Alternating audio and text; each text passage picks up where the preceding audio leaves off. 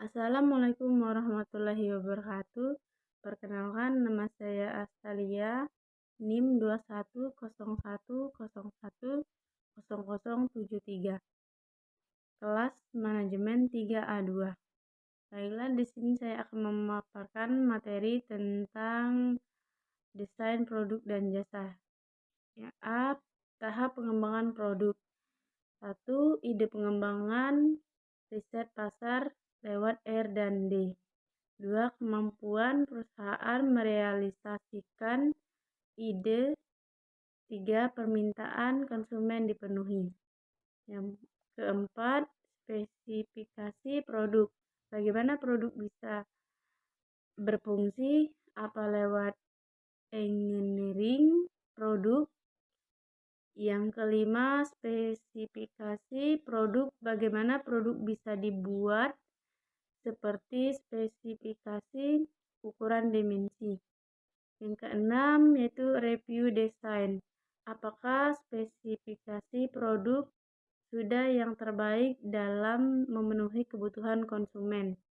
Yang ketujuh, tes pasar. Apakah produk memenuhi harapan konsumen.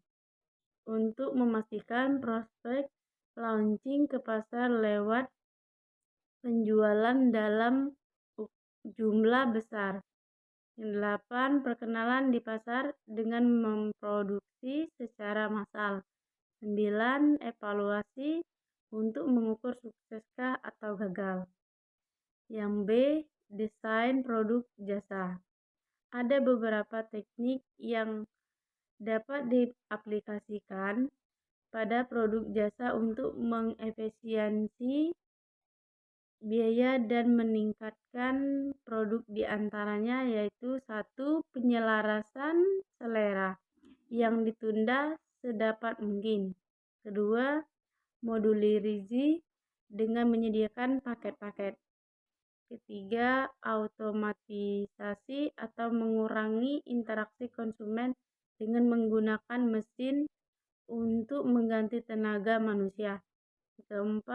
Momen saat penting antara penyedia jasa dan konsumen yang berkesan meningkatkan atau menurunkan harapannya konsumen. Yang ke C yaitu produk life cycle. Suatu produk berupa barang atau jasa pada umumnya mengalami tahap kehidupan produk. Yang pertama itu fase introduction atau perkenalan. Fase di mana produk baru dikenalkan dengan pasar. Kondisi ini memerlukan penelitian, pengembangan, modifikasi, dan pengembangan pemasok. Yang kedua itu fase pertumbuhan. Desain produk telah mulai stabil dan diperlukan peramalan kebutuhan kapasitas yang efektif dan perlu meningkatkan kapasitas agar dapat memenuhi permintaan. Yang ketiga itu fase kematangan. Ketika sebuah produk dewasa, pesaing mulai bermunculan, produksi jumlah besar dan inovatif sangat sesuai pada fase ini dan perlu inovasi. Pengendalian biaya harus lebih baik, meningkatkan laba dan pembatasan lini produk. Yang keempat yaitu fase penurunan. Manajemen mungkin perlu agak kejam terhadap produk yang siklus hidupnya mendekati akhir. Produk yang hampir mati biasanya produk yang buruk bagi investasi, sumber daya, dan kemampuan manajerial. Produk hampir mati, maka mungkin perlu menghentikan produk tersebut dan menggantinya dengan desain produk baru. Yang D, teknik merancang produk. 1. Robust design atau desain yang tangguh, desain yang dapat diproduksi sesuai permintaan walaupun dalam kondisi yang tidak memadai. 2. Modular desain, bagian atau komponen produk yang dengan mudah dapat ditukar atau digantikan.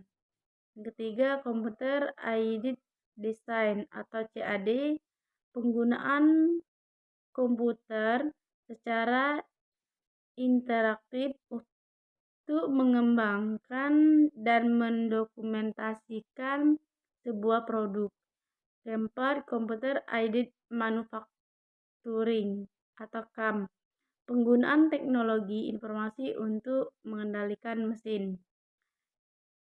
Yang kelima, teknologi virtual reality, bentuk komunikasi secara tampilan di mana gambar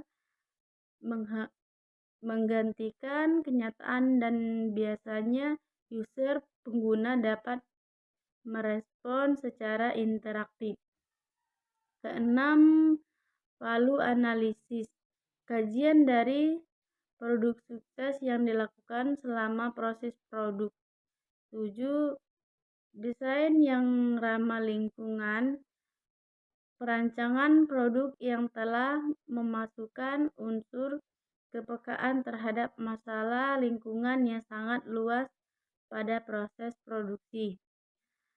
Bagaimana membuat desain produk ramah lingkungan? Yang pertama, membuat desain produk ramah lingkungan yang dapat didaur ulang. Yang kedua, menggunakan bahan baku yang dapat didaur ulang. Yang ketiga, menggunakan komponen yang tidak berbahaya. 4. Menggunakan komponen yang lebih ringan. 5. Menggunakan energi yang lebih sedikit atau hemat. Keenam, menggunakan raw materi yang lebih hemat. Yang time based competition. 1. Strategi pengembangan eksternal meliputi membeli teknologi, joint venture, aliansi. Yang kedua, strategi pengembangan internal, pindah ke produk yang ada, peningkatan produk yang sekarang, produk yang baru dikembangkan secara internal. Yang dokumentasi produk. Dokumentasi produk yang dilakukan antara lain adalah 1. Gambar perakitan, pandangan produk yang dilepas masing-masing komponennya lewat gambar 3 dimensi atau isometris. 2. Diagram perkaitan, grafik sebagai jalan untuk menerangkan bagaimana komponen mengalir menjadi sub perakitan dan akhirnya menjadi produk jadi. 3. Lembar